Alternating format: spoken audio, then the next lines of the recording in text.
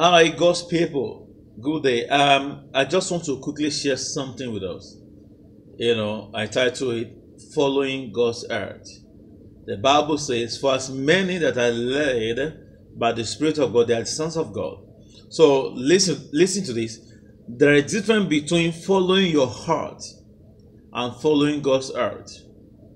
The Bible says when God was, searching for a new king, he made a reference about David. He said, I have found a man after my own heart. I have found a man after my own heart. In other words, God has done his research, searching the heart of, Jesse, children, and he searched the heart of Eliab and other sons and realized other sons of Jesse, their heart was according to their own heart. They do things according to their own heart, not according to God's heart.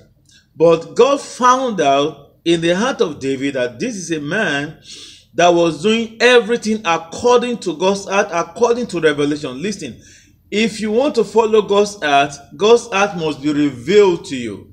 So following God's heart is following revelation received from God. So following God's heart is knowing the mind of God and following suit.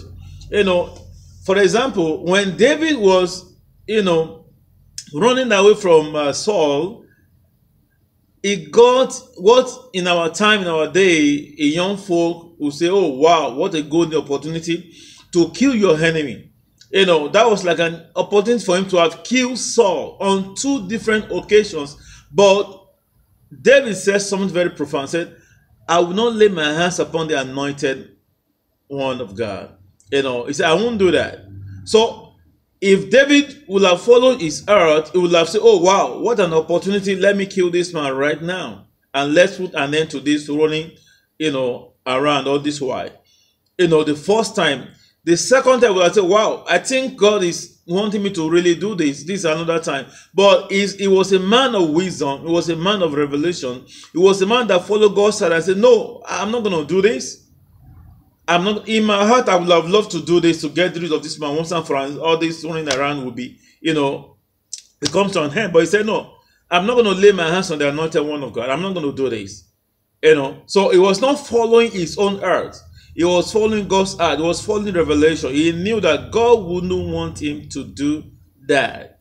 He knew that God will come through for him.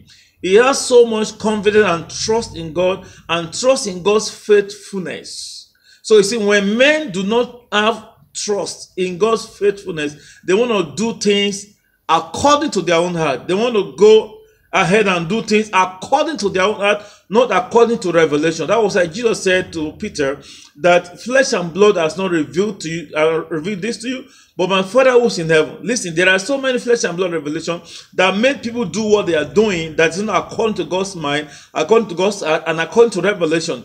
And they do all that in the face of people thinking that they are pleasing men. But of course, most of the time they do this is to please men. If I don't do this, what will people say? I'm going to do this, so that I can be accepted by people, so that I can be approved by people, but not being approved of God. Many things that people do, they do not care about God's mind, God's heart about it, so they don't care. So all they care about is people's acceptance, people's approval, and they go ahead and do it, following their own heart when they are not following God's heart. So to follow God's heart is to know what God is saying. Is to know, for example, another example is when they brought the woman, committing adultery to Jesus. So the laws of Moses said we should stone such a woman to death. What do you have to say, Pastor Jesus? And I could imagine Jesus writing on the sand, and I could imagine him asking the Holy Spirit, "What do you want me to say to these folks?" And Holy Spirit revealed to him, "Ask them, who among them that have never committed sin? Let him be the first one to cast the stone." Wow, that was revelation. So revelation brings solution. Revelation brings peace and joy. Revelation brings preservation.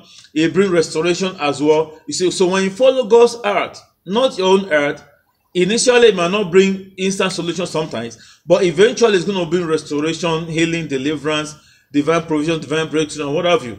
I'm going to stop here.